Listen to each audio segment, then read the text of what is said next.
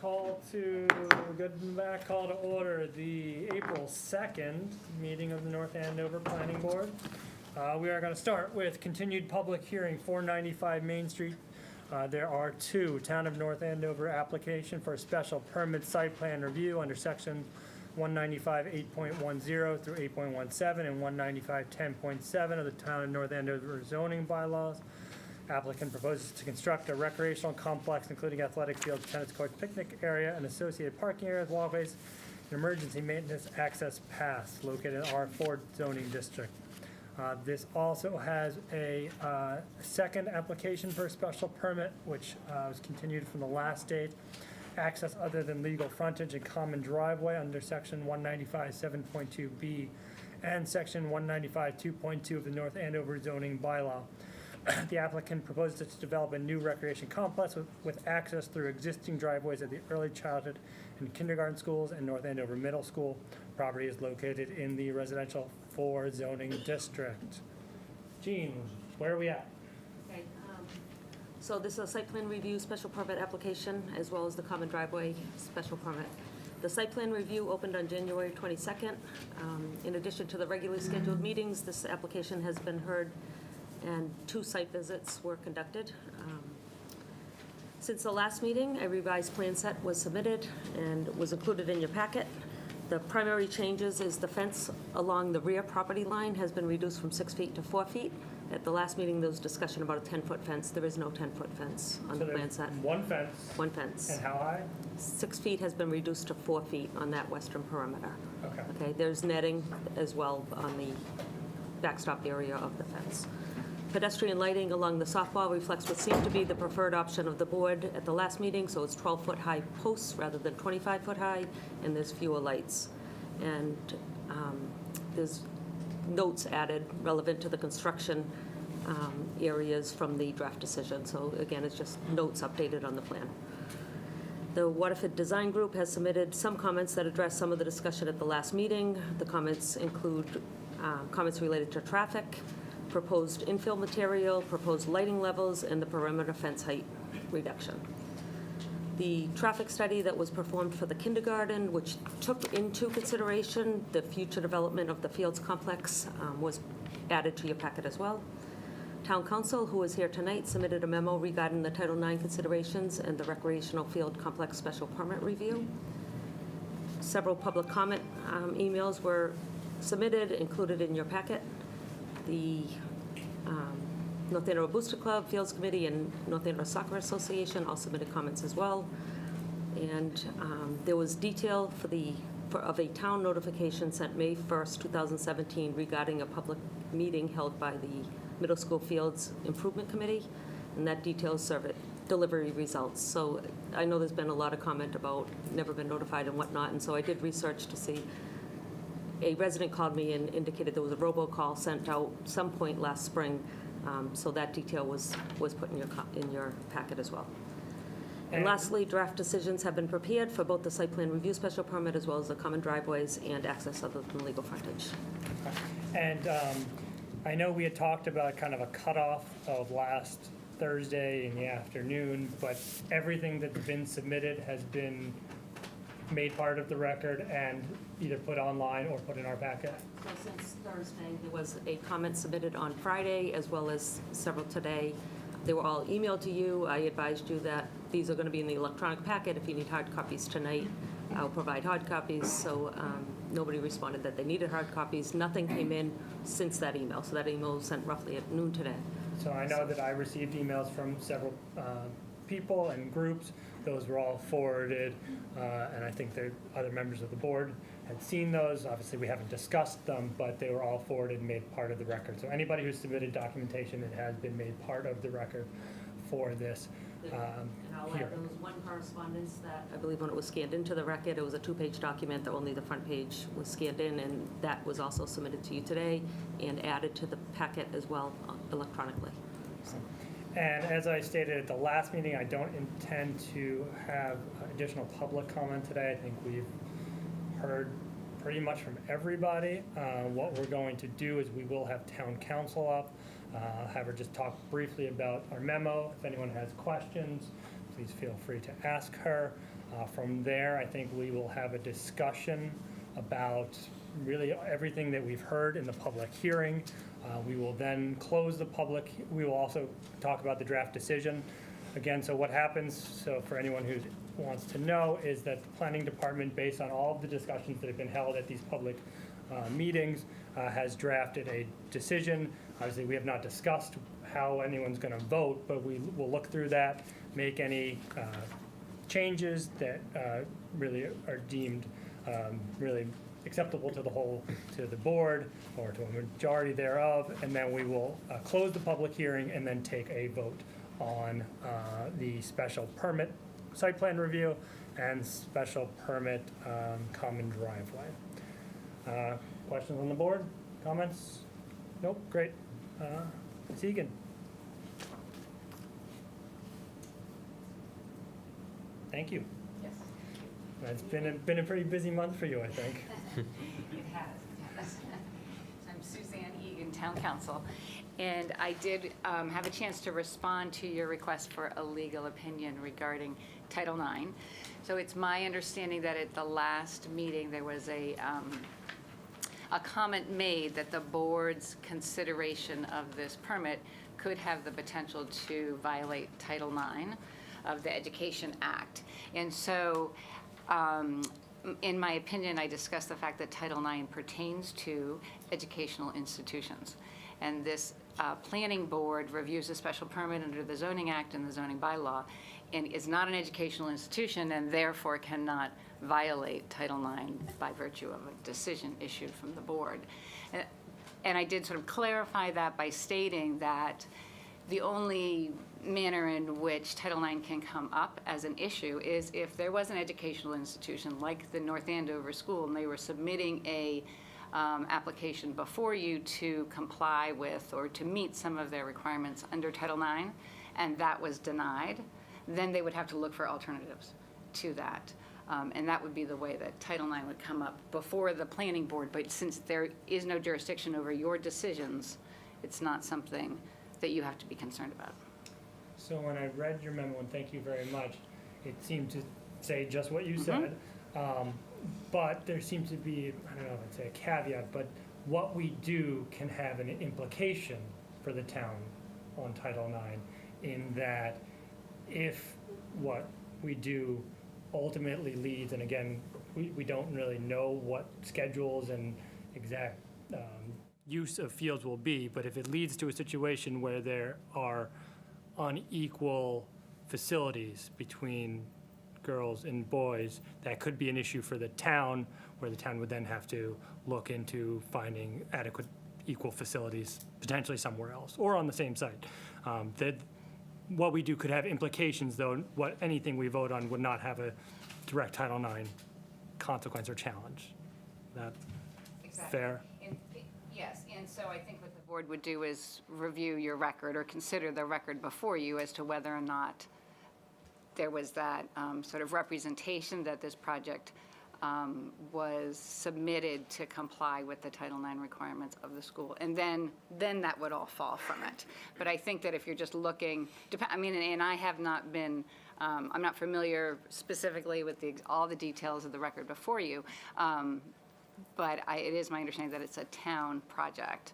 And so it all falls from what's before you, whether it's at the school itself saying this is what we are putting these fields here to meet our Title IX requirements, then that would be the issue. And the other thing to keep in mind in terms of Title IX is it's not one for one, but it is an equitable opportunities that are provided.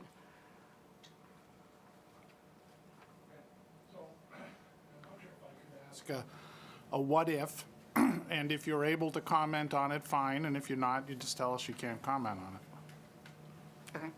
So, and I'm only asking this to try to make sure that I understand how your decision applies. And again, to repeat, my understanding is our vote here cannot impact on Title IX because we don't have a school issue before us. This is a town proposal, not a school proposal.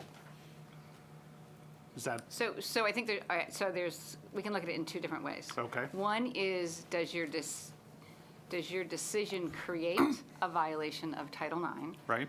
And it would not, because you're not an educational institution. Okay. And then the second one is, would your decision have an impact on an applicant that may cause the applicant to have to seek an alternative in order to comply with Title IX? But in and Down of the road. itself, or down the road. Okay. Right. So here's the Right. scenario. Okay. I think you are familiar enough with the proposal that there's two fields. Yep. One is about 2/3 the size, the other is about 1/3. The smaller one is towards the west. It's referred to in these meetings as the softball field. If that smaller field were built without lights, but the larger field was built with lights, as I understand it, you're saying we would not be violating Title IX by virtue of a planning board decision, but if after the fields are built, it turns out that the school was planning to use both those fields, the larger one for boys, the smaller one for girls, both daytime and night, then that could trigger a Title IX. Is that correct? So in the beginning of your question, you gave me the opportunity of not being able to answer that question. Right. And I'm going to take that opportunity, because that's so you're asking me a complicated Yeah. question that's based on facts, and that it's too speculative. It's a complex issue, is, Title yeah. IX compliance and how organizations comply with it, and also how the law is applied. So I can't really answer that question. Let me ask sort of a similar question along those lines, is that I think what you're saying is the initial decision it's a neutral decision. It doesn't impact Title IX. But if the actual utilization of those fields were scheduled in such a way to favor one group over another consistently, there could potentially be a problem. So Title IX applies to educational institutions, and the scheduling of the fields, it's my understanding, it's a town, right, it's a town But project. if the primary user of the fields were school children in their official capacity as school sports, So again, I think we're taking Title IX as it applies to educational institutions and all of an institution's obligations under Title IX, and trying to look at a field project and say, the scheduling of this particular field, would that create a violation of Title IX? And I don't think you can do that, because it is much more complicated.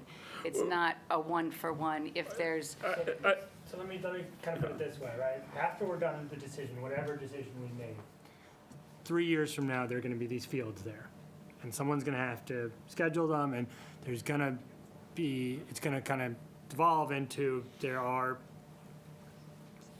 each of the different sports, girls, boys, throughout the town are going to have certain facilities.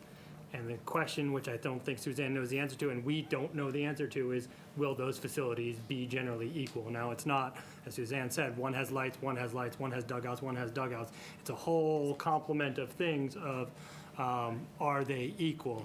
And the question I don't think we know the answer to is, by not putting lights on there, whether or not we're going to create a situation where the lights are going to be equal. It seems to have been implied that the girls' softball high school team would use these fields at night, but again, till they're built, I don't think we know. But if it comes out to a situation where a boys' baseball team has lights and a girls' softball team does not, that doesn't mean we've done anything wrong, it just means we need to find lights for girls' softball.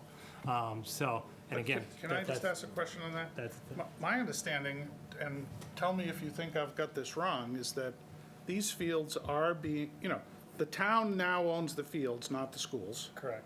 but the fields are being built for school use, in addition to perhaps other uses beyond the schools. But Yes. I don't think it's a question of not knowing the schools are going to use those fields. Yes. And what we've been told. perhaps as the primary user, if not, probably not the exclusive user.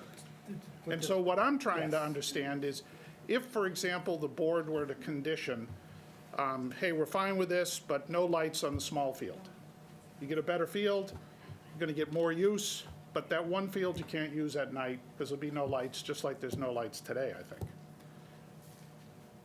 I'm not sure that the board in good conscience could do that if we think it would then put the schools in jeopardy of Title IX as soon as they're built, if in fact the schools are going to use those fields. Now, the designer was telling us, I think 2 meetings ago, that, you know, that's why they had lights on the smaller field, because otherwise they felt it would trigger Title IX. Now, they're not the lawyer. We've asked the town council. We now have an informed opinion before us, but that's what I'm struggling with. I mean, I don't want to suggest an approach here that might help provide relief to abutters with respect to lighting if it is then going to not only trigger a Title IX, but disadvantage kids. So I think that that's the concern, and that's the concern that I have. I mean, I also think that the two things. I think that the project was designed with lights, so I don't think that the lights on the field are to avoid Title IX. It's that what the engineer said was that if we took them out, that would create an issue. Yes. So, but I think a lot of people are going to, the evidence that we have before us is that, yes, schools are going to use the fields, boys, girls, middle school, high school, and that local baseball teams, soccer teams, lacrosse teams, like everyone in town is going to be using these fields. And the more people that want to use them, especially during daylight hours and nighttime hours, I think that's why the lights are important. So it's for both issues. Anybody else have questions or comments? Lori? No. Okay, thank you, Suzanne. Okay, you're welcome. Thank you.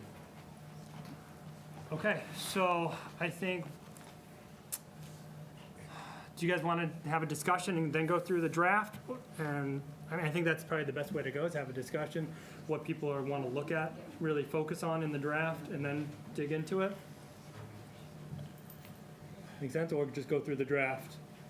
Well, you know, it seems like there's 2 issues of significance. One is the lighting, and the other is the questions about health of the artificial fields. Right. So we have sought what informed views there are in town council on the lighting issue, as it might impact Title IX or not, the Board of Health on questions about health concerns. You know, I've read some of the letters, I've heard the comments at the prior meetings, and I just want to reiterate, I think it's very important to, you know, for me, read that letter from the Board of Health, and you can agree or disagree with it. But one of the things of note to me is, if I'm reading the Board of Health letter correctly, in 2 places, the Board of Health is saying in writing that they are going to continue to follow this issue in the future for any additional evidence of concern. And if we proceed to the decision, I mean, we obviously can't commit the Board of Health, but I would like to see if it's possible for us to note that in a decision, that we requested a view from the Board of Health. They gave us a written view, and they indicated in their response that they are going to continue to track this question of safety concerns with the artificial turf. I mean, maybe what we do is we put a condition in that the town planner solicits feedback on an annual basis from the That's Board of even Health. better. Yeah. You know, we do that with certain issues of traffic or parking. Tell us in a year how it's going, and I like the idea of commissioning that the planner would request an update from the Board of Health. I think, you know, there's only so much we can do to respond to that. We've sought the expertise, and if we have something in the decision that triggers a follow-up, I think that's something I'd be real interested in seeing. What would the follow-up be? Well, just what John just said. Planner would, say it again, John. I mean, basically. But what criteria would they be advised upon? Would be ongoing research in the area of the materials that comprise the Basically, what artificial they said, turf? Any additional, they say twice in their letter, any additional reports or data or information that relate to safety of So they would artificial be turf? submitting a report or coming to us to just advise on essentially the latest research and findings. More that we would be asking. I mean, that's what we would be asking. So the John's condition is that we, through the planning department, would ask them Yeah, we can't to compel them to do, sure. provide us additional information. I do think we should probably set a time limit on that, you know. If I can add something, why can't we be innovative and get in front of this now? I mean, there's enough information that this material is just not what they're using. I mean, most towns, a lot of towns are removing it, they're pulling it up, they're putting organic materials or other, types of material down. Not to mention, a kindergarten that we just put up there, our younger population in this town is now gonna be exposed to those fields. And it's not us folks, we're older, but what about the generations to come? I mean, I work in the scientific field as well, and we don't know all the data, but I think there's enough out there that this is not a good solution. And if you guys are willing to put these kids at risk, well, then I'll walk out of I here. don't think that's fair to say putting people at risk, because We first of all, absolutely are. no, you have to listen to what our jurisdiction is, I okay? saw the Board of Health letter. I don't Our support it. jurisdiction is very limited in terms of this, about what we're allowed to do and what we're not allowed to do. And if we have a legal product and we comply with all applicable state, federal, local standards, it's not our discretion to decide whether this is good or not. That's the responsibility of the applicants Well, then who think about the proposed children. this to I us. don't know, think about the Well, ones that are gonna be breathing yeah, I don't want it to, in. okay, And the got chem- it, and the but chemicals. that's the case, I think, that's Well, where we are, well, so. Let's talk about, so, Be a little forward-thinking. hold on, but our role, forget our role, let's talk about the evidence that we have before us. 'Cause- Correct. So our job is to decide it based on the evidence. So we do have evidence in the record that a handful, maybe up to 10, It's more. I've read a lot more, not to mention all the Well, I'm- towns that are what's- turning this over. what's, the record. In the record before us, I believe there were mention of some towns that have switched over. Yeah. Maybe up to a dozen, I think it was At less. least. Okay, there are 351 towns in cities and towns They'll in be Massachusetts. turning it over too. But that's not evidence that's before us. That is not evidence that we could consider, nor do I necessarily believe it's true, but it doesn't matter what we believe. It matters what's in the record, and none of that's in the record. What's in the record is that we have a product that is deemed to be safe. Okay, that is what's in the record. I certainly don't think there is enough in the record to set a condition that you cannot use artificial turf. It just doesn't exist in the record that we have before us. Personally, I think that the applicant, being the town, should consider alternatives to the crushed rubber. I think it should be looked at, okay? And I think definitely people who have come before the board have made compelling reasons to look at it. I don't think there's evidence that supports a condition, not even close. I think we might even be able to condition if we wanted to put in turf, but I don't think we should do either. I think we should say that the plan as submitted in terms of turf or grass is acceptable, and it is up to the applicant in their bidding to make that determination.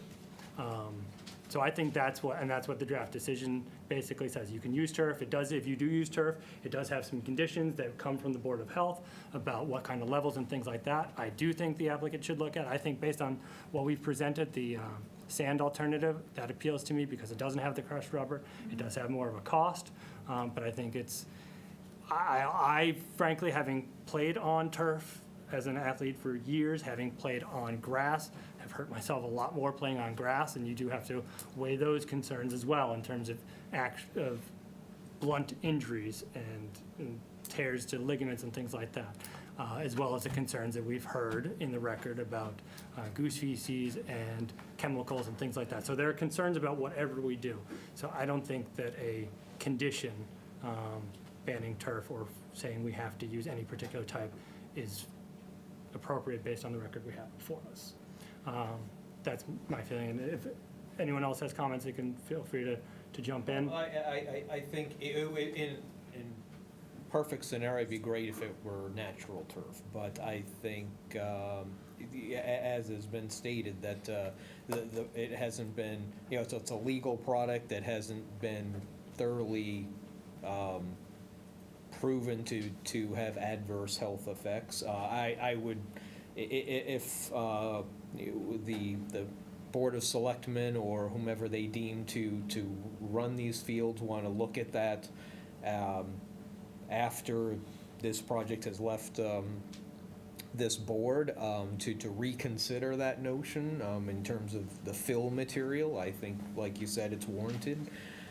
I think it's also important to note that these fields typically have, an 8 to 10 year life, and that's another reconsideration point, where the town can assess data at that time and decide whether the replacement is natural turf, an artificial turf with various fill materials. Maybe the technology gets better where a more earth-friendly, for lack of a better term, material is available and with similar performance and maintenance characteristics. So I think there's still more work with this project to come after this leaves the board, but I agree with the point that I'm not inclined to change or condition the makeup of the field, the turf. Were you saying that when you said that you thought the town should consider an alternative, that there would be language to that effect in the decision? Well, Not a condition, but language to that effect. I just want to make sure I understand what you were saying. No, there is language in the decision, in the draft decision, that says,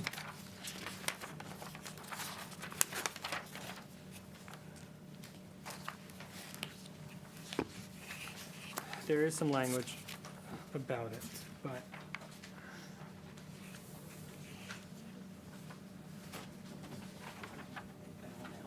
Gene, could you help with that languages?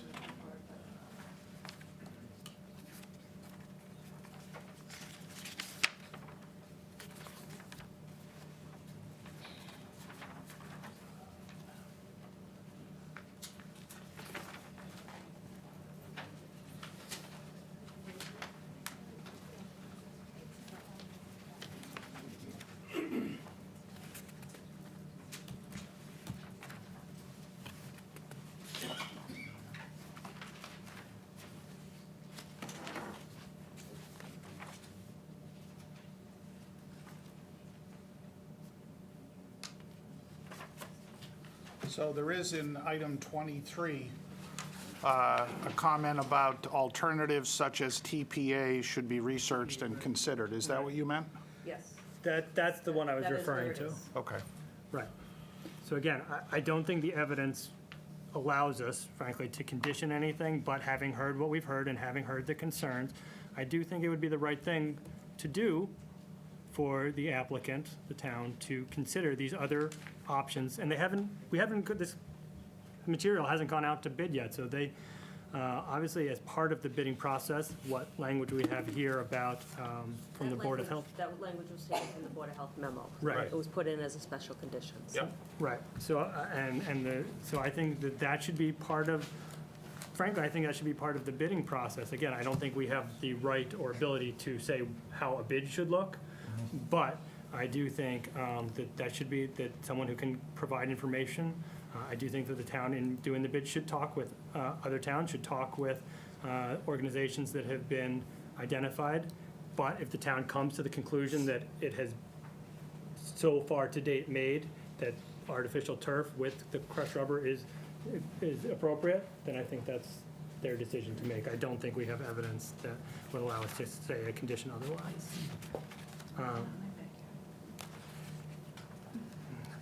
Lighting. The lighting issues that we've had, as of now, we lowered the lights along the path to 12 foot. I know there had been some discussion about having lower 3 to 4 foot bollard lights. We heard from the engineers that really they'd have some safety concerns with that, and I agree. So I think the 12 lights was a good compromise from the original higher height.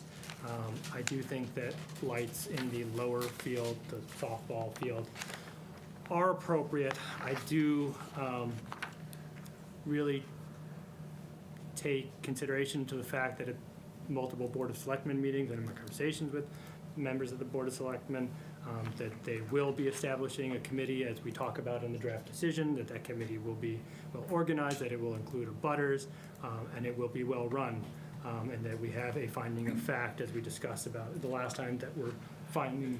I want to sort of go a little bit further than that, because I think that's the most single important thing, is the finding of fact is very comprehensive and well-written, but I think it needs to be placed into a condition, because that's where, even more so than the reporting back by the Board of Health, is that we absolutely require an annual report from that committee and their recommendations for usage in the current year as condition of the special permit. I think that's important to like that in, because if you just say we're going to have a committee and there's no follow-through, it, after a few years, could lose its edge. You know, I view it as similar to like the condition we have with the GLSD, where there has to be reporting of the air quality of the town, and they have to do that periodically. I think that having them to come to the planning board, actually do a report on an annual basis, the planning board is a good practice. I like that.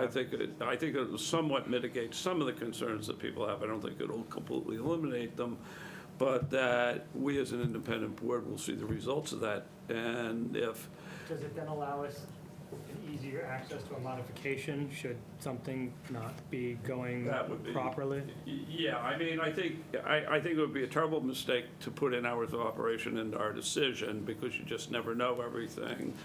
But the ability to come back to this board, see how it's functioning, if it does require a modification, then we have a little bit more of a closed-loop system. I just think that's the best way to manage it. I've been spending a lot of time thinking about that, because I think we want to be sensitive to everybody, and I think that's the best governance approach that we could do, is have that committee, and have that committee come back on an annual basis and report to the planning board the results of operation of the past year and what they recommend going forward. So that could be characterized as a status update of the committee, or? Yeah. Report. Okay. But on that topic of limiting, John spoke about hours of operations. I think it would be limiting if we wholesale decided no lights whatsoever. We've heard that these lights, they can operate off a smartphone, and it does take some responsibility. This committee that's going to take on the management of the fields, they're gonna have to work with the neighborhood to figure out what those limits are. But I think it's important to have those lights in place. They could always be turned off. They can always not be turned on. I don't want to, within the decision, limit the field lighting in that lower, for lack of a better term, softball field. So I agree with Aaron. I also agree with you, John, that, so one thing, when we first started, I think it was Ms. Reardon who came up and said that she thought we had the ability to do it, and further thinking about it, I think she's right. I think we do have the ability to set times, but I don't think it's a good idea. I think we'd be wrong. Whatever we pick, we'd be wrong. So, the notion of no lights on the softball field remains attractive to me, but I do appreciate people commenting on that.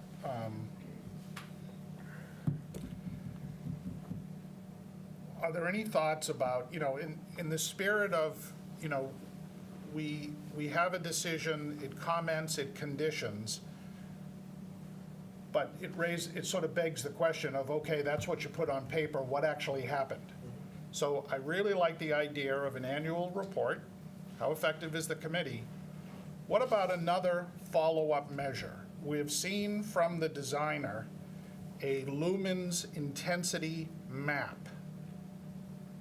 Could we have as a condition that once the fields are constructed and the lights are in operation, that there is field testing of the lumens intensity, and that the condition is that it has to meet what they've told us it will do?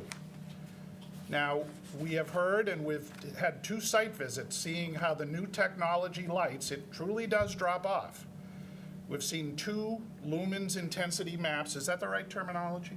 Point to point. Yeah. I'm sorry? It's like a point to point. Yes. The second one we saw was more impressive than the first one, showing it dropping below 4 very quickly. I'd like to see a condition that says you have to come back to us with field testing and show us that you have achieved what you said you would. That's fair. I think that's right. I mean, that's exactly it. It's, after all, in any decision we do, you do an as-built plan and it's supposed to match what was approved. So this we would do a little bit sooner. You do right after it happened. Correct. Because that's the Correct. time to do it, yeah. So, But I would also say, I don't know how prone the lighting system is to, say, wind or weather and being kind of blown out of place. It to your point, periodic checking to make sure that there's no detrimental spillage. Maybe that's included as part of the annual thing, some version of that, But I mean, you absolutely have to do it immediately after it's constructed. Yeah. That would help address my concern for lights on the small field. Yeah, Gene, thoughts? Unless, of course, I can persuade you otherwise. yeah. I, No, I think that's appropriate. There is a condition that it meets the minimum engineer's standards for lighting prior to a CO. So conversely, On the field. for, in general, on the site itself. And Right. so we've reduced the walkway lights and whatnot. So there is already a condition that it meets the minimum requirement. Well, it just, I think if maybe strengthen it up, that they have to demonstrate that they've complied with what's in the plan. Yep, that's, Yeah. so we would put that prior to a certificate of occupancy, Yeah. correct? Right. I would say so. So- And that photometric plan is part of the record, it's part of the. Yep, it's referenced, yep. So number 59 says the planning staff shall review the site. This is on page 10. Yep. Any screening as may be reasonably required by the planning staff will be added at the project owner's expense. You could either add to that or put another, I would add Another another. paragraph. And so that Yeah, one was the one I referenced at the last meeting. I suggested that typically is before final bond release. Yeah. We could move that up to prior to the certificate of occupancy. Right. So that, But could we have it specific to the lighting? yeah, right, so we then. could add another one. So we'll add another paragraph that, that there will be testing of the actual lumens that are produced, done, and shown to be at or below what has been represented in the most recent lumens plan. Yep. And if we could find the date of that and date that and. And then I think we heard that for a set period of time, 2 or 3 years, to see if the hardware is affected by the weather, that's repeated annually, just to see if it's stable. I don't think we can say it has to be done forever, but for a period of several years, to make sure that the lighting fixtures are stable, that's repeated. Yeah. Is that fair? So I think I've heard that we're going to have 3 additions. One is the lighting one we just talked about. The second is the committee report annually. And then the third was asking the Board of Health to follow up on their letter with an annual report of any findings or literature or other data. I mean, I know we can't have that forever, but I would suggest we have it for the life of this particular turf. The turf has a life of 6, 8 years, I think it's 810. or 8 or 10, whatever it is. I'm sorry? 10 to 15. Well, then maybe we say 10 years. I mean, but more than just 2 or 3 years. At least until the time it's gonna be replaced, right? That's what I meant. Okay, so let's say 10? Yeah. 10? Okay. Okay. Gene, do you need us to draft those more specifically, or is that specific enough to be added? I will do it from this video. Okay. So if you trust that it'll be as amended according to the testimony tonight, Okay. then I can draft, I can write it. So as amended with those 3 additions. Yes, since town council's here, if you'd like me to forward that to the chair and have him weigh in that it's representative of what the discussion was tonight, then we can do that. Yes? Yes. Okay. All right, So we- I would motion that as part of your deliberation, Okay. that if there's going to be more, as you start to review the draft, I imagine. So before you approve it, motion to direct the planner to amend as discussed and have the chair sign off on that final amendment. Okay, so Sign off that it was representative of the discussion. Of the discussion tonight. Okay, so why don't we review the draft? If anybody has any comments or questions that they'd like answered? It's up to you guys. If you want to close first, we can close first. I don't see any more evidence that's needed. Typically, you close first unless you feel as though you have to ask either the Engineers? designers or town council something. I don't see anything that I need to ask. All right, so could we get a motion to close the public hearing? Yes, motion to close the public hearing for the site plan review 495 Main Street. Can we get a second? And that's for the application for special permit site plan review, yes? correct. Second. All in favor? Aye. Can we get a motion to close the public hearing as to the application for a common driveway? So moved. Second. All in favor? Aye. Okay, so now we'll review the decisions. Let's do the special permit one first. So I have a question regarding the bond. So we typically have the applicant pay that bond, but the applicant is the town. Yep. And so we should probably clarify who pays that bond. I imagine that would be the contractor that's awarded the work that would submit that bond to the town? Nope, that would be the town. The conservation also conditions a bond by the applicant. I am sure in the bid documents that the contractor also has to post a bond.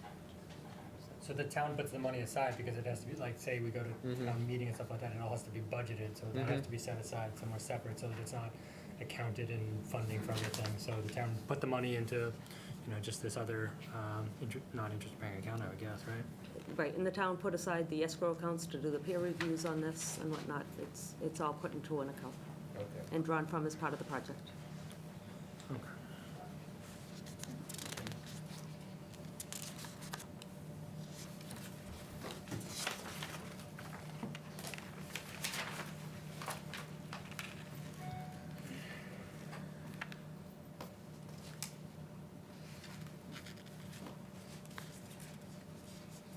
Peter, did you want, we're gonna make a condition regarding planning department seeking the annual input from the Board of Health. Did you also want a finding of fact that the Board of Health in their letter Yes. stated that Yes. they would continue the research? Yes, and perhaps we could take wording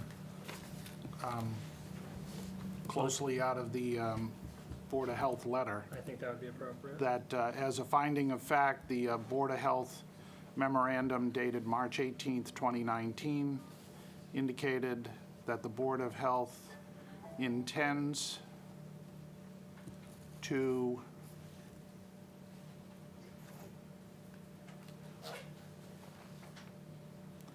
examine any new credible evidence and scientific studies, and reserves the right to issue additional recommendations. So if we could add that language to finding of fact number 12. Finding of fact number 12 already talks about the Board of Health, so we could just add that in there.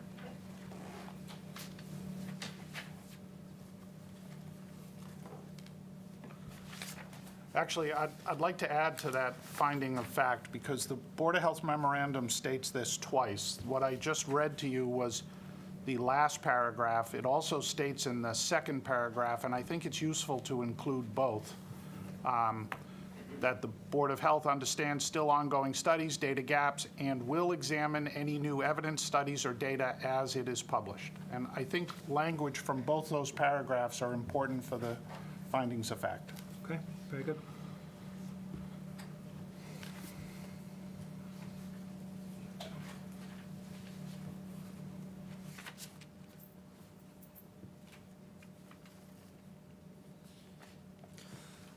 Just a question, when do the MassDOT permits, when do those get applied for and come into play?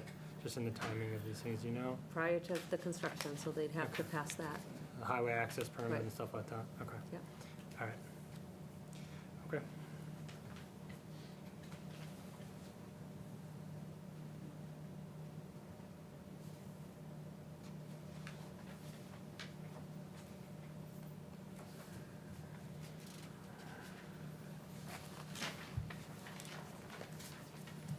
Do you want to add any finding of fact relative to the traffic studies? In the documentation that was submitted, there was TEC, wrote a summary memo that indicated that the Fields complex was taken into consideration at the time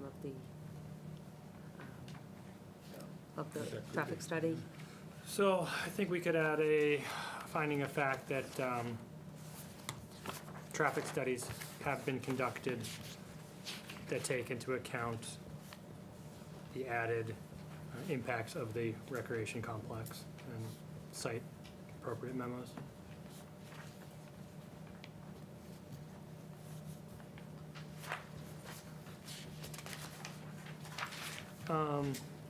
In the special conditions, number 23, this is one about the turf. I would like to add, so it says alternatives such as TPE should also be researched, but I'd like to broaden that and say alternative, including but not limited to. TPE should also be researched and considered as the turf infill.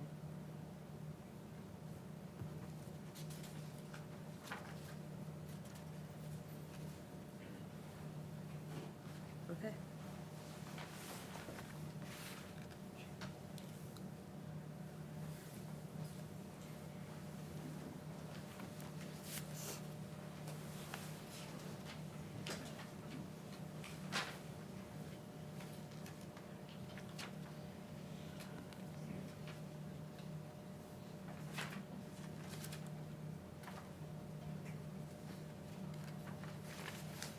In item number, I guess it's 24, do we have other signage, like at the high school, that indicates the turf heats up? Is that a normal thing? I don't think I've ever seen. I haven't seen it at the high school. Yeah, I mean, that's just, again, just another concern about how that's gonna be looked at when the fields are in use. So I guess we have to be careful about how that's worded, because it's seen, obviously, as a safety issue.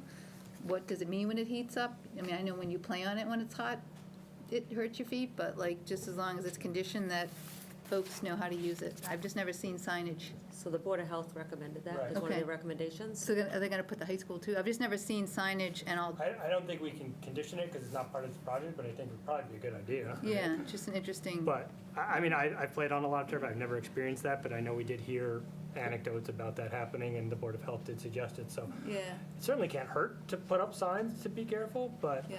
um, Well, it says signage shall be oh, installed. yeah, no, because that's what the Board of Health said. Right, and right. I've being just never seen it. Overly This cautious. complex, and I can certainly talk to the school administration and suggest that they may want to incorporate that at the high school.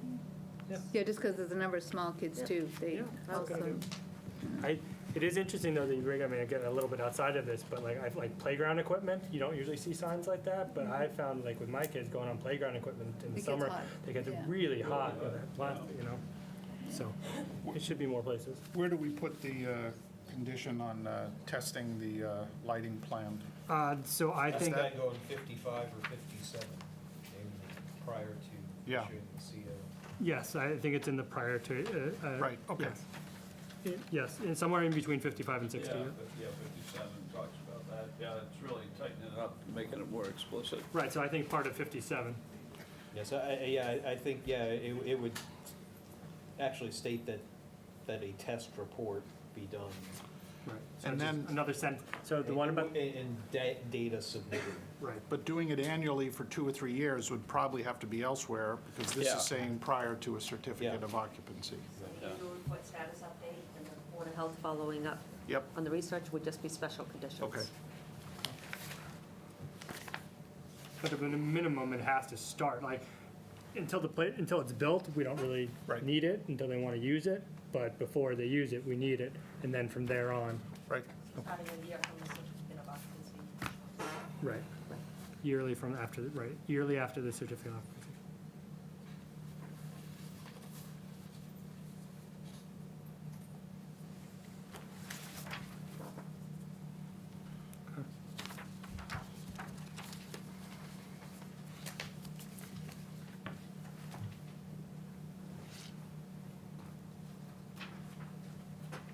All right, so can I get so Gene, which motion do you think we should do first?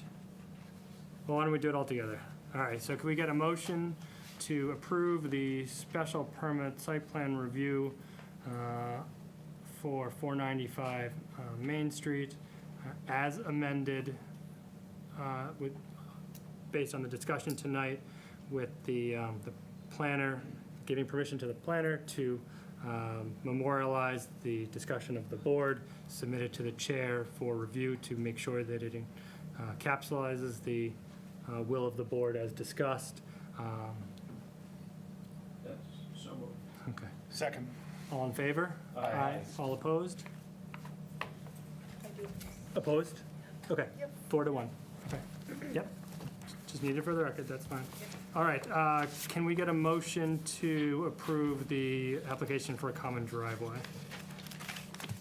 Anybody need to look at that or questions on that? So there's two common driveways, one of which is the existing pattern around the middle school, and one of which is off of 125 to the proposed parking lot. So the parking lot is on the recreational field complex, and therefore it would come in off of the school lot to the recreational complex. I think the first finding of fact is really the dispositive thing here.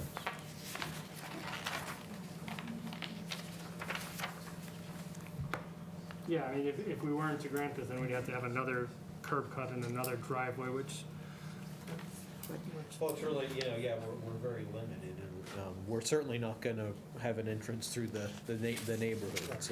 Right. So we're very limited. So which the A was and R one U, of the suggestions at the beginning, not of our hearings, but at the beginning of the process. so the A and R you approved had frontage both on Parker Street and 125, and the construction entrance is actually going to be off of 125, but the long-term plan is to use the existing pathways.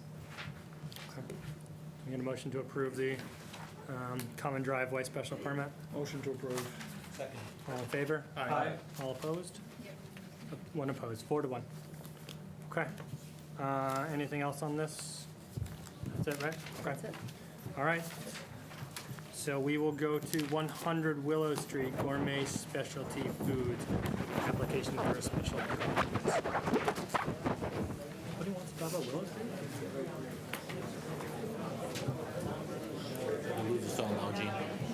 Sorry. Thank you for your work.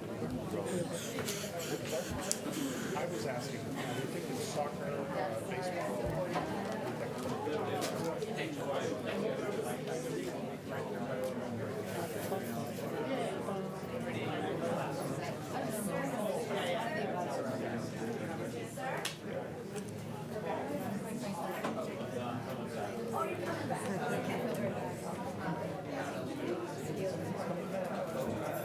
I read the minutes, I looked at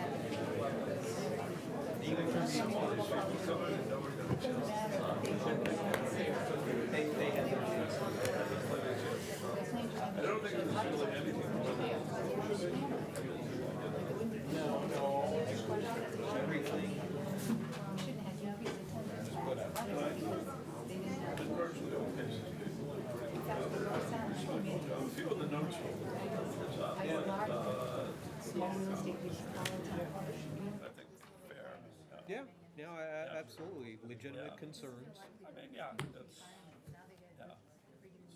You just hope that we achieve a reasonable balance, which I think. That's why we're here. That's why we're here.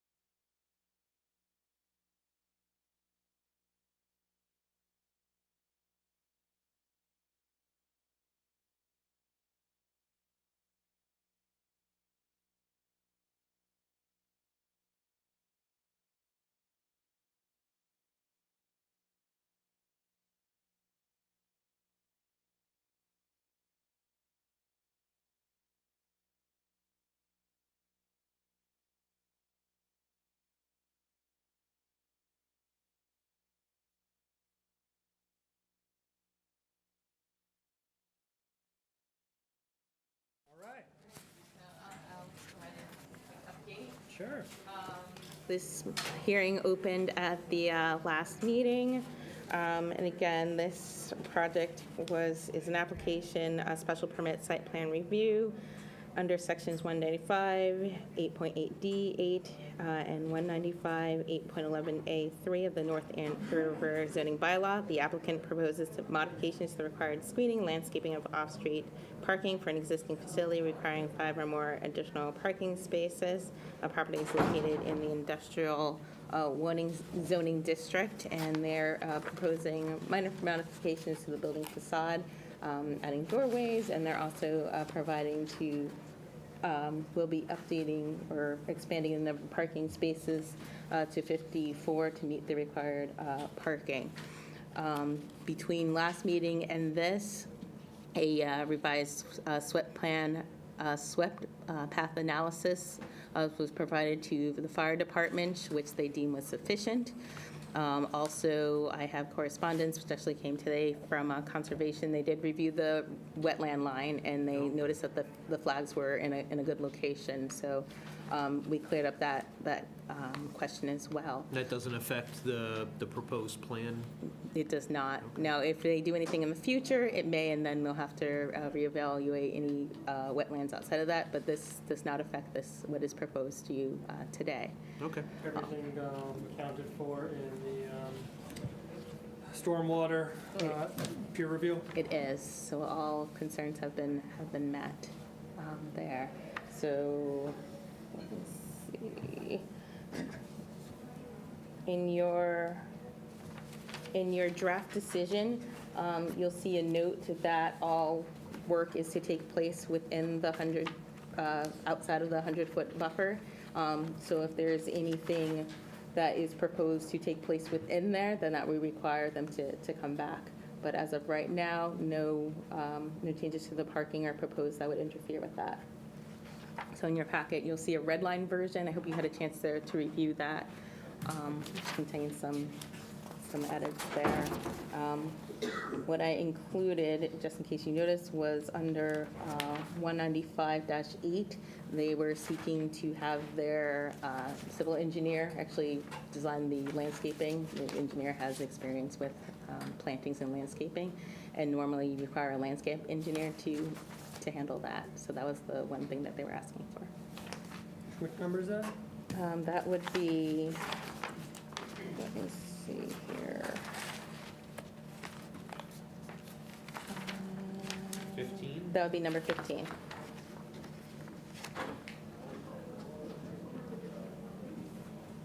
Also make note in number 13 that normally you would require some type of screening between the parking space and street.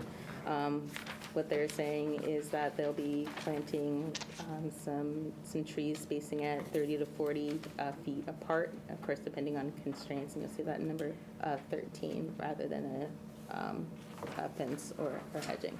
So for the waiver, that seems fine. Do we need a condition, or would we have a separate motion allowing the waiver? I would include that as part. So, right, so it's not a finding of fact, it would be a general condition that Yes. the board approves a waiver of section 195, 8.14C. Okay, so if we can add that as a general, I guess that'll be a special condition. That would be a special condition. Yeah, add that as a special condition. Okay. So I will add that then, that, again, the engineer will be providing the landscape plan rather than the registered landscape architect. That's fine. Okay. So are there any open issues? As far as I'm concerned, all conditions or all issues have been Well, resolved. he set up his easel, it must be something. You don't want to say anything, right? I mean, I think Monica covered Perfect. most of it. Can we get a motion to close the public hearing? I'll make I'm sorry, anybody want to say anything? No, great. I'll make a motion to close the public hearing on the site plan review special permit for 100 Willow Street. Second. All in favor? Aye. So can we get a motion to approve the site plan special permit as amended? as amended, including the condition that has been outlined, and the additional special condition outlined here tonight. Yes. So motion to approve as amended. Second. All in favor? Aye. All right, good job. Thank you. Set up the easel for nothing. Okay, let's do 102 South Bradford. No, it's gonna do a little longer. Let's go 31 Johnson Street first. Johnson Circle, sorry, Johnson Circle. 31 Johnson Circle. Hi, Hello, can you introduce yourself, please? sure. I'm Denise Favorite, and I'm the property owner for 31 Johnson Circle. All right, Denise, and you were here back in September of last year, correct? Yes, And you built, what was it? a four-season deck? sunroom Sunroom, and a okay. deck underneath. All right, and as I understand it, you would like to, one of the conditions was that you needed a, well, Monica, why don't you tell us what the issue is that brings us here today? Yes, so there are two conditions that were part of your decision for this property. One required an as-built drawing which showed the location of all structures and stormwater systems. The other was an architect or engineer's letter indicating that the plan was built according to the plan. So those are two conditions of it that were there. So you'll see, actually, I included that decision in your packet, as well as there was a minor modification to, or actually not minor modification, but insignificant change related to drainage. What was actually built was reviewed by the town engineer, and it was a gravel trench, a fabric line gravel trench to handle any stormwater. So it's my understanding that you're having some difficulty getting the as-built, both in terms of getting someone to do it and the expense. The expense is far more than I had anticipated. It's Okay. kind of a hardship at this point. And just, the town engineer has signed off on the trench. Yep. So he has agreed it was built as it should have been. I know the room and the deck are completely as they were built per the specs. And so Monica was good enough to introduce me to another engineering firm. And what he was proposing is that to find out if you would accept a letter from this other professional engineer that the construction substantially conforms with the approved plan and watershed decision, and any deviations would be noted in the letter as well, and that could go with the existing plan. I mean, given the It scope. is a small project. Yep, given the scope of the project and what's been done, I think that makes sense to me, so, and given the hardship, so, so can I get a motion to, that we would accept a letter from a registered engineer or I don't know, certified registered engineer, that the building, that the, what has been done is substantially in compliance with the plan? So moved.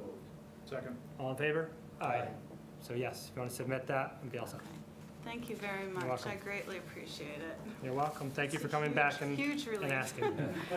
Okay. Very nice. You always have good humor with that. Oh, poor Monica. Thank you, Monica. I wasn't as humorous when I talked to her. Well, you know, we appreciate people coming and asking beforehand rather than doing something and saying, can you forgive me for what I did? So, Yeah, thank you. you very much. all right, 102 South Bradford Street. Mr. Penny, watershed special permit waiver request to allow for the construction of a 40 by 12 gravel driveway within the non-discharge zone. Hi. Hello, how are you? Good, thank you. Sorry we couldn't take you first. Usually I like to, No, but that's all right, I understand it we wasn't needed that long. to, we needed to wrap that one up. Seems pretty important. Yeah. So, okay, Monica, tee it up, please. All right, so this is a watershed special permit waiver requested to allow for the construction of a 40 by 12 gravel driveway within the non-discharge zone. What you'll see in your packet was the plan that was provided by Mr. Penny. This plan has been reviewed by the town engineer just to make sure that we weren't going to have any issues with runoff.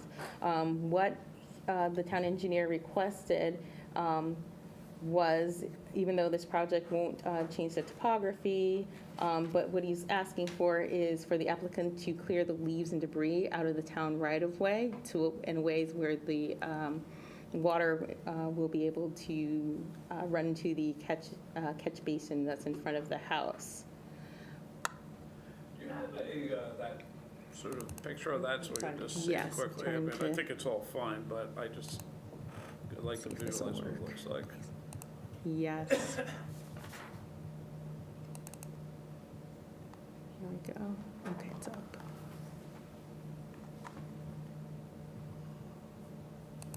All right. So up in front of you, you'll see, well, there was snow there now, but at the time, but this would be the location where he's proposing to place the driveway, just in terms of the photos. Is there a driveway at the house now at all? There is a paved driveway. This is proposed to be like a secondary driveway. So there's a paved driveway on the, give me a second. Okay. Let me make it a little larger here. And I apologize for the blur, but there's currently a paved driveway on the left-hand side of the house. Back in the winter, we did go by the site and we saw that there was a gravel driveway that was kind of placed in the 100-foot buffer, and that's what opened this discussion. So this would be relocating a gravel driveway that was placed on this side out over to this side, which is in the non-discharge zone. What side to side? I couldn't tell. I didn't see a cursor. Oh, sorry. So the driveway is on the left-hand side and kind of circling here, and there's a paved driveway which leads. So the paved driveway off South Bradford Street, I see. So where would the new driveway, or the new gravel driveway be? Oh, I'm over here. It says Oh, It's this that's the circle black. here. Okay, I didn't see. Okay, so that's the Yeah, sorry. proposed. So here's the house, here's the existing driveway. I'm kind of, Yeah, yeah, it's not, this is not the best plan. So if you can kind of see, this is, Do you want me to help you out? Yeah, please. yeah, I don't have a, I don't know what's down there, so I'm trying. It's that. yeah, it's the same thing, thank you.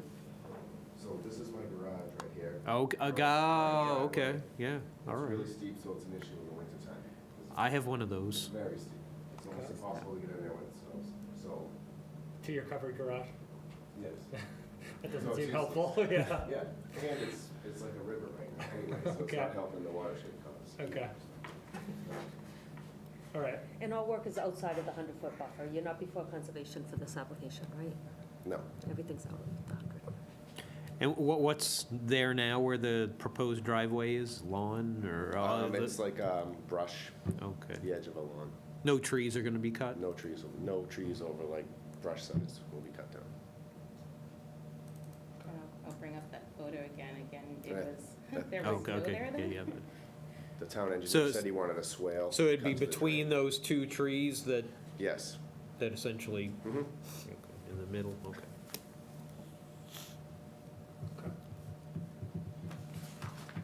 Is that close to the intersection with Great Pond Road? What's the distance between? No. Not even close. Not even close, okay. Much closer to Winter Street, right? Yeah. Oh, okay, Yeah, so okay. that end. All right. It's 1,300 feet. Yeah, I'd go that somewhat close. I don't know, but not even close. No, not where traffic would be an issue. Did you just put on an addition? I did. Yes. Yeah. Ah. Good memory. I know we are, yeah.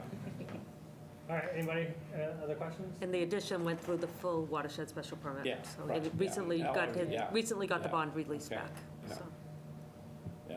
Did you notice that I took out an extra trash can on Tuesday, John? No. It's pretty impressive that you Oh, really keep an eye on things. I know. And Well, just so it's- you know, I it's- did, it's when I jog, it's by jogging. So, Oh. yeah, I know these things, so. All right. I did run this past police as well, just to make sure that they didn't have any issues and they had no concerns about this as well. Okay, can I get a motion to approve the watershed special permit waiver request to allow for the construction of a 40-foot by 12-foot gravel driveway within the non-discharge zone with the condition of the, easement and debris cleared from the town right of way. In such a way that the swale off the edge of the road from the gravel driveway will direct any possible runoff to the existing catch basin in front of the house. yes. Yes, so moved. Second. All in favor? Aye. Approved. Thank you very much. All right. I keep seeing more people here. I'm like, oh yeah, we'll go back to the agenda. 41 Bear Hill Road, Eric and Jennifer Jones. All right. You guys have like new faces. Yes. You guys plan to come back? All right, we have a waiver request for a watershed special permit under sections 195, 4.24 and 10.7 of the North Andover zoning bylaw. Applicant proposes to convert an existing 3-season screen-in porch to habitable living space within the non-disturbance zone. The project is located within the R1 zoning district. Monica, what do we got? So, as you stated, this is a waiver request for a watershed special permit. What the applicant is proposing is to convert a pre-existing screen-in porch into a full livable space. What they'll be doing is there will be no change in the topography related to this project, and what they'll be doing is installing, let me see, what are these beams that into the ground, which will be jacked in, so there'll be no digging involved. They just, it was explained that they use a jackhammer to push them down into the ground. Just to let you know, this project will be going before conservation as a small project, Oh, really? Cool. so it's not their typical. Seems, I mean, it's not a big project, but it's something, I mean, the small projects are usually like fences and stuff like that, so that's good that it qualifies as a small Right. project. Well, it's in 50 feet, but seeming as though this is pre-existing and Right. that they kind of get a I little. mean, Interesting. the actual footprint's exactly the same, right? It's not gonna Exactly. change, all basic, and the runoff from the roof is still gonna be the same, you're gonna direct it. Keeping the roof the same. What's gonna be in there? It's just gonna be sunroom. Okay, so I was just thinking if there was gonna be a kitchen or bathroom or anything like that, there So might be like different. you're not plumbing. putting a foundation in, are you, or is that? We're just gonna put those precast foundations in to support the posts. Okay. So I'll cast that just so you can see what they look like. What about heating and air conditioning, anything like that? It's different than what you have now? We're gonna be putting in a, one of those Mitsubishi, it does both air conditioning and heating. Yes, Inside? inside, yes. That's a good question. So this is in front of you are the diamond piers, which will be used as the basically the foundation pens, and they'll be jacked into the soil using a jackhammer. Looked like you had some existing pictures. Yes, I'll bring those up again.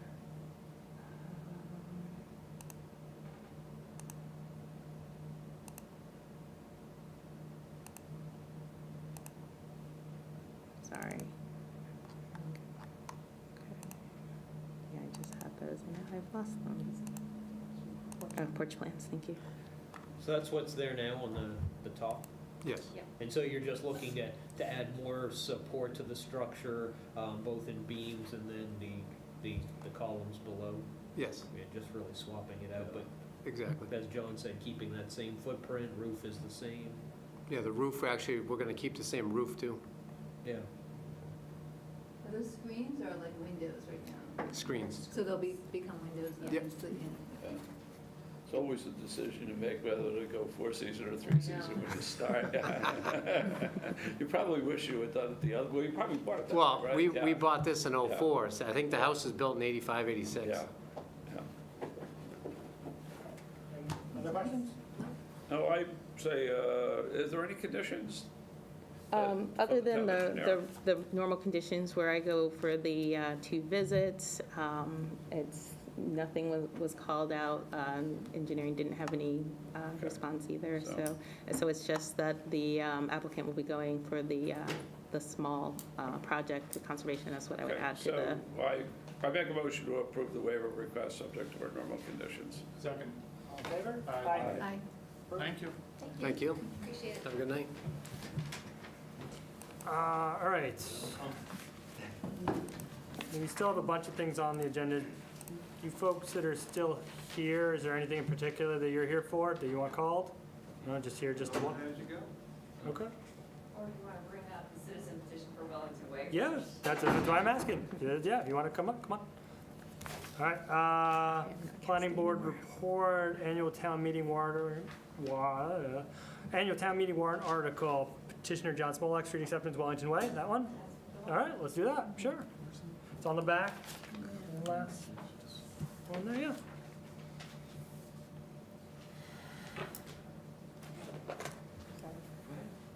I didn't know if you wanted Jean to give a report first or Oh, not. okay. It's up to you.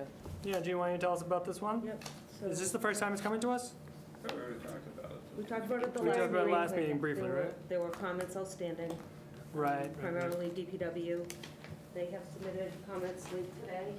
All right, we were questioning whether it could get done. Right, other issues have been addressed other than the three called out in this memo. Okay. The Conservation Commission anticipates having this on their next agenda and potentially issuing this certificate of compliance, which is required for street acceptance. So, as you know, the DPW, Conservation, Health, Building all have to sign off that all their issues have been addressed. The Health Department has signed off, it is a septic development.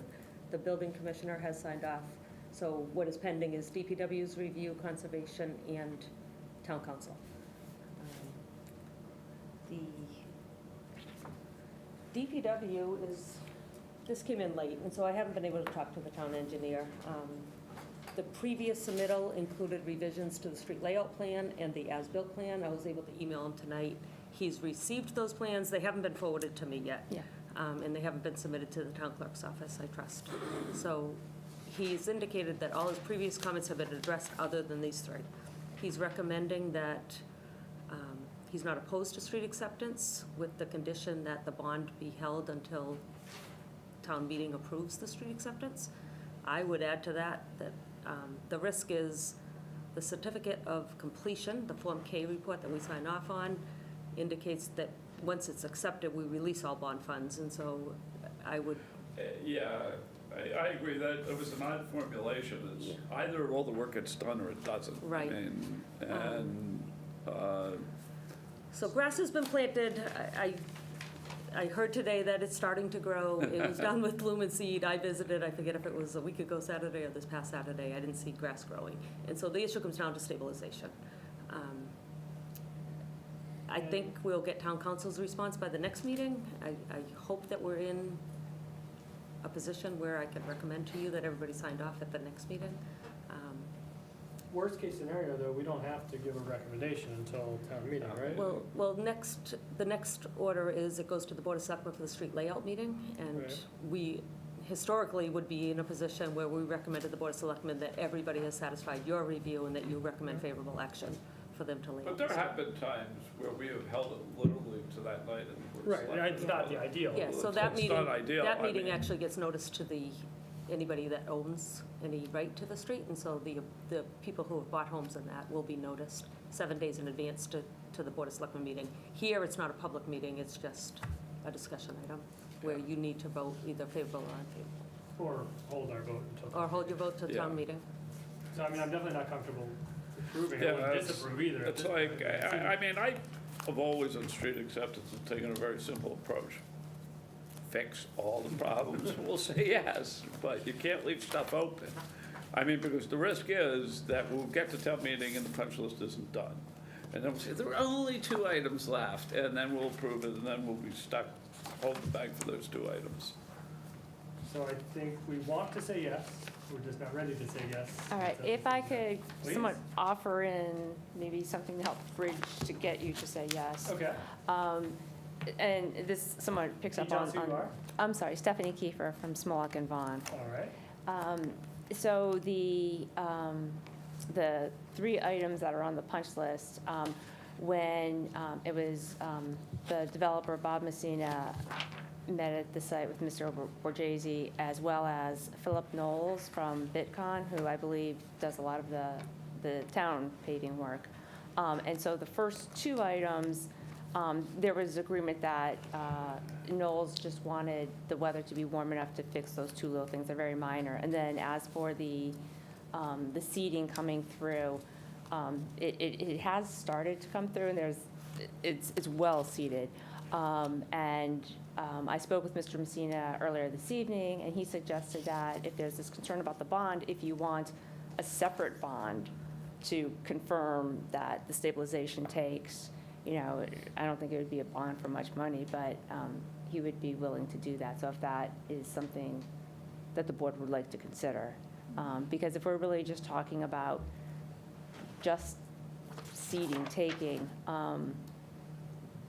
it would be a shame not to get the board's recommendation and potentially risk that this wouldn't then go to town meeting for yet another year. Unfortunately, that's one of the risks of coming in late to the game, but Okay, so in addition to the seating, there's some berm work to be done, but the center island was a cul-de-sac that was designed as an infiltration basin, was going to take the roadway runoff. During the course of construction of this subdivision, there was a modification done to that Monica worked with the town engineer. It was redesigned to be infiltration chambers. And again, this reference is, it was done over the winter, we've seen it, the town engineer signed off on the construction of it, but they'd like to see the functionality of that too. There's forecasted rain, I think, pretty significant Supposed to tomorrow. rain tonight, yeah. So And Friday. we'd like to see that as well. Yeah, I mean, the problem with street acceptance is once we own it, we own it, right? Yeah. Right. And that's, can be costly more than any, Yeah. you can really think. I So, mean, any harm in holding it 2 weeks to, I mean, other So- than they prefer to have it done? No, I know that, I would vote in favor tonight, it's Neither would simple, I. it's either you finish the work, and we can afford to wait, I mean, there is more time. I think there's a lot of, yeah. I would also not vote in favor tonight, so I don't want to say no. Anyone? I agree, I don't want to say no, but, I agree with what you said. So Okay. let's give it that time, and hopefully it'll be ready. Right? So your next meeting is the 16th, and Okay. I guess we could take a little gamble on the second Board of Selectmen meeting. I'm not sure if they're meeting weekly now or not, but It's they meet on the their next meet, when I spoke with Lori, it would be the 23rd, 23rd. And so if you want to do that noticing of the 7-day notice to for the 23rd. for the 23rd, and then, should it be in a status where they can vote favorable, Okay. and we can get all that information to the Board of Selectmen. So I guess All right. the only risk would be you're noticing it, and they would hold their hearing, and then it will be pending the recommendation here. Understood, understood. All right, and just so you know, the developer is making all efforts to make everything fall into place, so, It's not easy. All right, thank you. all right, thank you for your time. All right. Back to the beginning. Sure, nothing I can call for you? All right, back to the beginning. 1874 Turnpike Street, we don't need to do anything with that, right? We've already voted All right, so I'm favorable. going to hand you out the most recent plan board report, so if we could just flip through this. See which ones we need, some ones we don't need to talk about, right? This has been updated to reflect the recommendations you made for the last meeting. Okay, awesome. And so the board knows I did go to the Board of Selectmen meeting last Monday and just gave them where we were at on the planning board report. So, It took about 4 minutes, it was not thrilling. so some of these are public hearing and some of these are discussion items, but if you Okay. choose to take them all at once, we can just flip through it in order. Sure. So Articles 4 and 5 are consistent with previous town planning board reports, and you have already voted favorable action on each of them, as the Board of Selectmen has Okay. as well. The Article 7 is not a public hearing item, it is a discussion item, and this And casting works. You had mentioned this, I think on the last day, we wanted to see kind of a map. Yep, and so that, So we the got a map map. is posted, which essentially calls out new lot lines around the existing structures for the most part.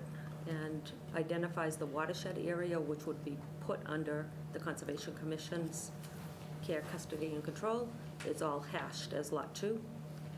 So the acreage in total is 153 acres. Lot 1 would remain as 15.79 acres, and Lot 2, 137.36.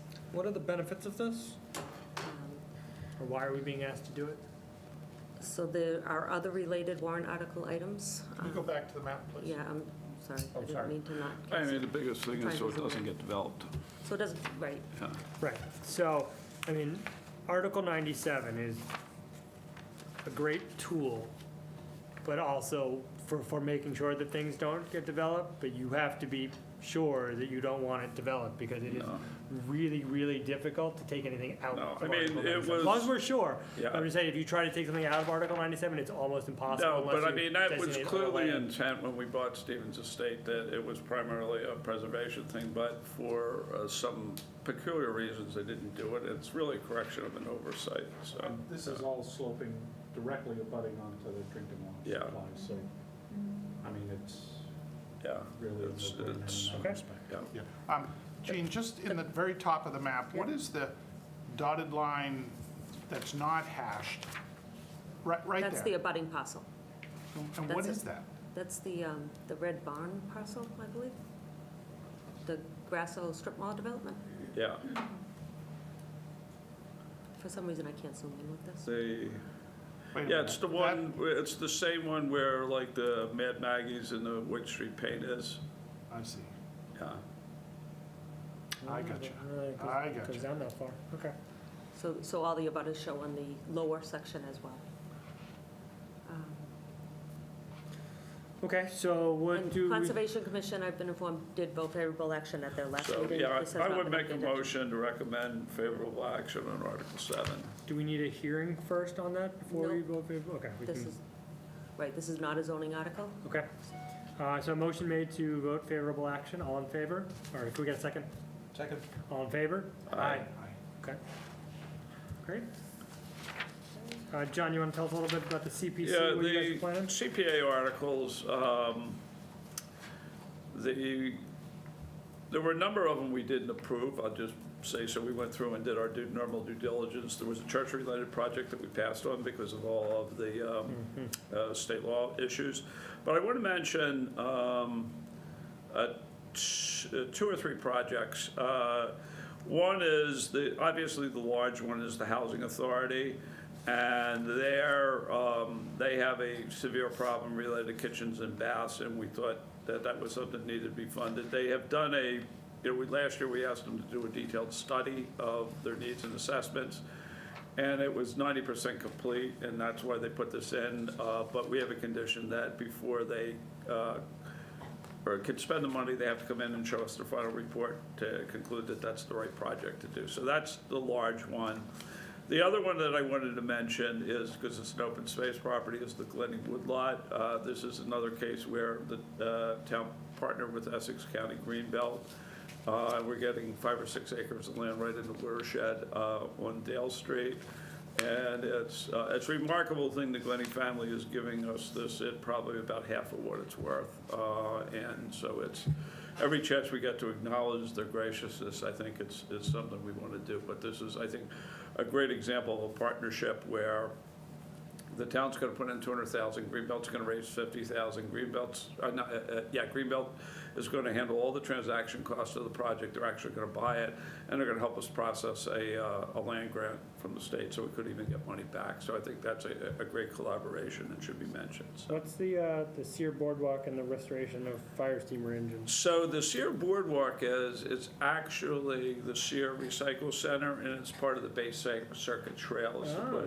It's actually really pretty cool Over there, okay. that the Bay Circuit Trail goes through that part of town, and this is the case. Similar to how we funded a couple boardwalks in the watershed, this is on the Bay Circuit Trail. I love the Stevens, to Stevens one, it's great. Yeah. So the John, fire steamer, the John, town. Where's the Glenny Woodlot?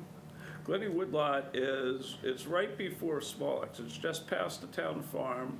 Okay. On the left. So you're going from town, you go past the town farm, the soccer field's on the left, you keep on going, there's like 2 or 3 houses, and then there's an open woodland there, and it's there, and it's a heron rookery, right in the watershed, but there's enough upland that Connectivity actually. to other open space, so it's. Yeah, it's continuous, and there actually will be able to put a parking, that's right, the Greenbelt's gonna put the parking in too, so, yeah.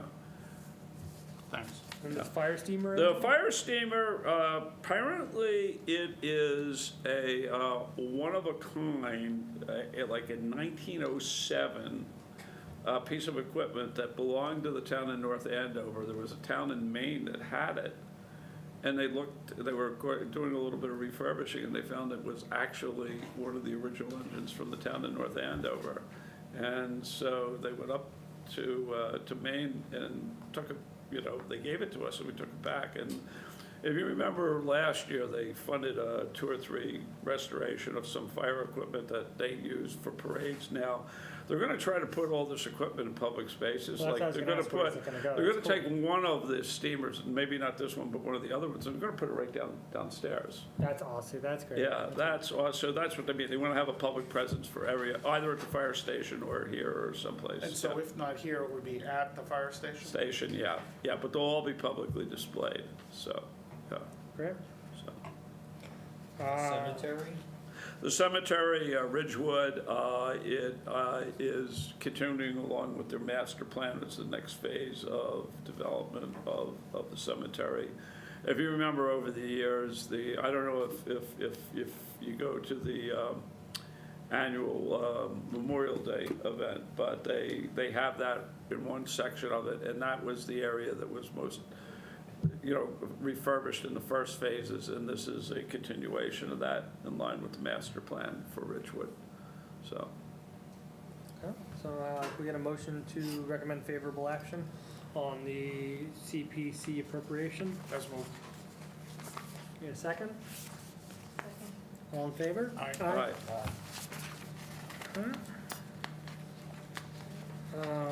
So Wellington Way, we're gonna hold on that, Yep, we just discussed that. okay?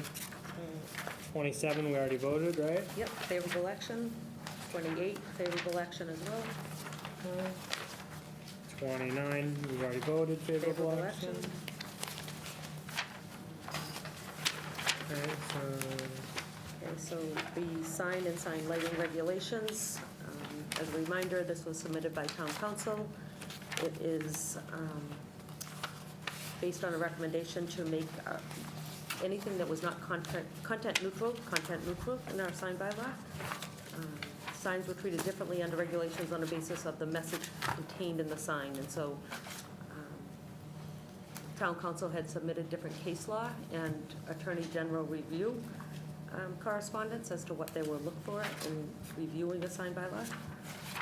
Some sections of our bylaw regulating signs on the basis of the content, therefore those sections have been struck and sections have been added to tailor the regulation to the town's interest in location, placement, lighting, and other such legitimate concerns regarding signs. In reviewing this, I didn't see any concerns. It seemed like it was designed to just make the bylaw content neutral, which is So John, in what it should be.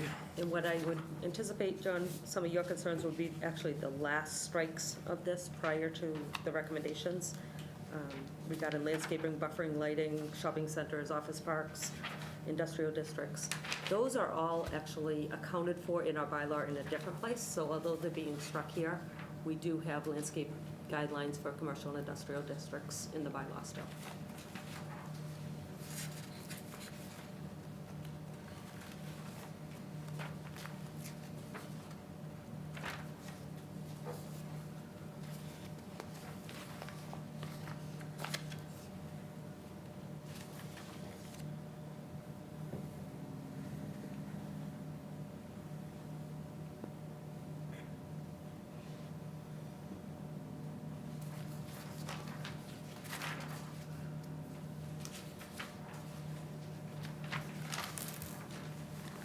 I didn't see this.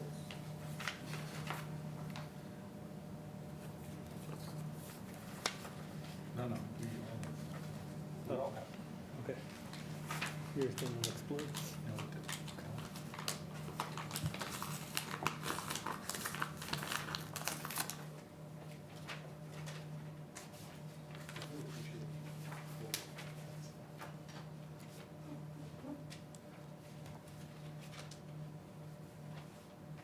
John, any questions, concerns? No, I'm okay. All right, can I get a motion to vote favorable action on the amendment to the sign bylaw? So moved. Second. All in favor? Aye. 31 is the Osgood. Seems to make sense to clean slate. Anybody have any hesitancy getting rid of that? Starting from fresh IR, if a new plan comes that we like, we can, gives us more power, I think, to change the zoning to any particular plan. Yep, so just as a reminder, this one opened under a separate public hearing because it was submitted later than the previous ones. So this is the new public hearing for the Osgood. And there's not anybody that's advocating for keeping this open, right? Anybody what? Advocating for keeping it open. I have received no comments, and I've been informed that the owner has been informed of the article and is not objecting to the article.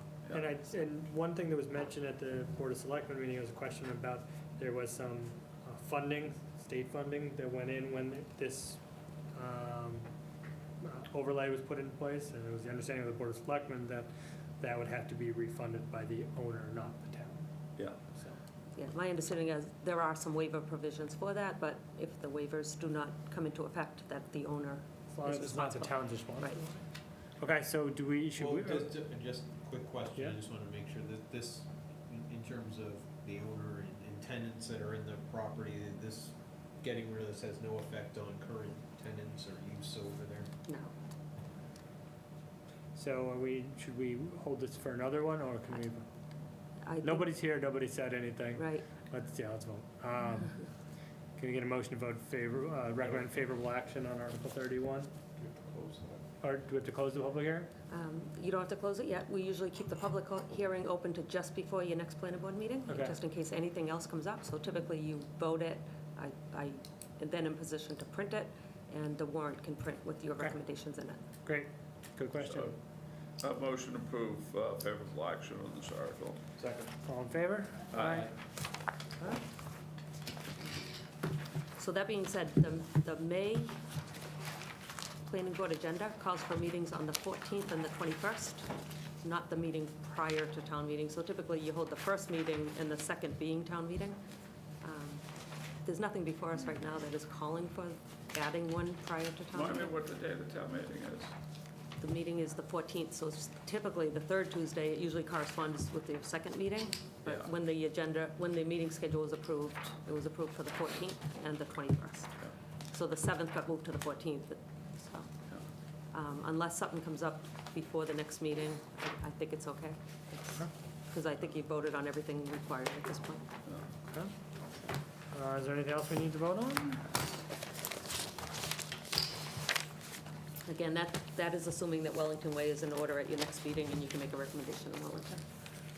That's, So potentially, we would maybe need a May 7th meeting, If- potentially. if Wellington is still an open item. Okay. So we could always change that instead of having May 21st. Okay, so, motion to approve the meeting minutes on March 5th and March 19th. So do they have hard copies So of the moved. red line? Second. All in favor? Aye. Anybody got anything else they want to share? Nothing. All right, good job, everybody, with that, the rec complex. That was Yep. not an easy task. No, well done, Mr. Chairman. Thank you. All right, motion to Adjourn. adjourn, yes, that's the word. Second. All in favor? Aye. Very good.